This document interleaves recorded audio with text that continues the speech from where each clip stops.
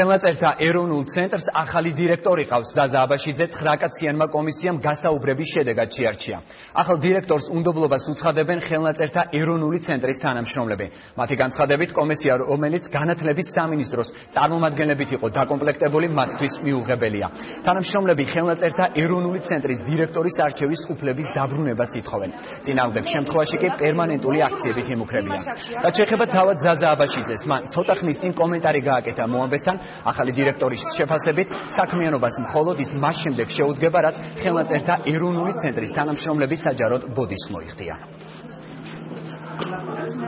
კომისიამ, რომელიც ჩვენი თვალთახედვით იყო დაკომპლექტებული საკმაოდ არაობიექტურად კომისიამ, ჩვენი მოთხოვნები არ გაითვალისწინა, ჩვენი თხოვნა, ჩვენი რეკომენდაცია არ გაითვალისწინა, ჩვენი თანამშრომლები, თვითონ თანამშრომლები, ჩვენი დირექტორი უნდა არჩეულიყო, ხო და ჩვენი აზრი არ გაითვალისწინეს უპირველეს ყოვლისა. აი ამას ვაპროტესტებთ, რომ არც სამეცნიერო საბჭოს, არც თანამშრომლების, არც ნებისმიერი ჩვენი კოლექტივის თითოეული წევრის აზრი იქნა იგნორირებული.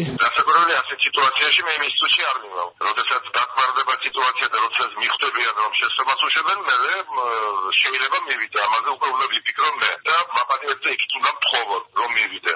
ნახოთ როგორ განვითარდება მოვლენები.